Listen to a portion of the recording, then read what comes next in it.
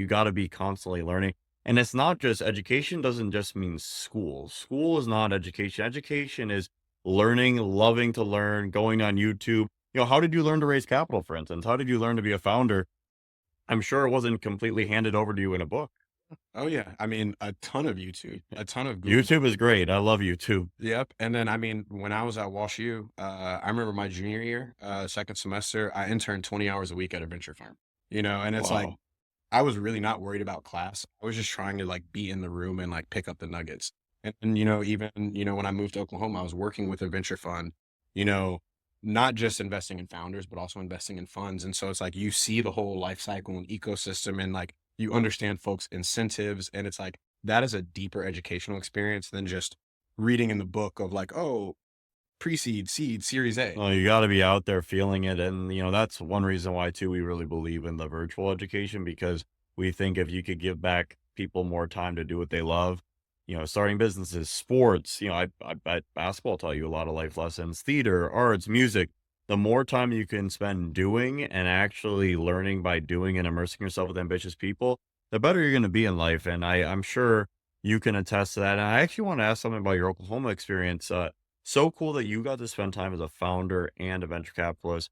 What do you like better and why? Yeah, I mean, I love founder life more. I love being a founder. Yeah, I mean, it just depends on how you look at the world. Some people will say there's less certainty, but at the end of the day, I always feel more certainty when I'm in the driver's seat and I can kind of control my own destiny. And like, I know I'm always going to be willing to put in the work. Yep. I always know I'm going to be willing to like do the research. And so, there's just like a feeling of like security, and I think also, you're able to help support people build their passions, but you aren't actually building your passion, and so I would pick founder life 10 times over. Yeah, no, I agree. And I love being a founder as well. I think what's so cool for venture capital is if you're exceptional, it's a really hard job because you have to make two or three extremely correct bets over a 10-year period.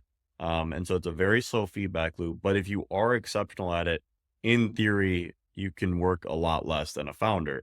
And so to your point, like if you are really, really good at being able to understand how to make the right bets and can live with that, you can make an incredible amount of money and resources for other people while still working, but obviously not the founder level. Whereas founder, you really do have to put in 100 plus hours a week, every single week. And, there's always these hot topics online, around the work life balance, this and that. And like, I wonder how you approach leading your company because we're very passionate about like, hey, we're going to work a ton of hours and pay people for it.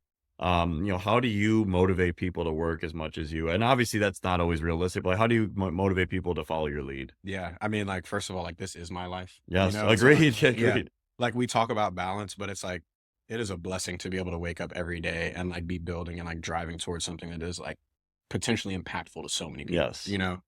and I think that, like, early on when we talk to folks, I feel like folks feel that, in the conversation. Another piece that I'll give, and I mean, like, I talk about this a lot, like, all of our engineering and product team, with the exception of our team lead who's out here, is in South America. Yes, no, I wanna talk about this. So, and this, like, I'm Colombian, dual citizenship. Been down there several times. How did you get into this whole South American push? Because I wanna spend more time down there. It's beautiful.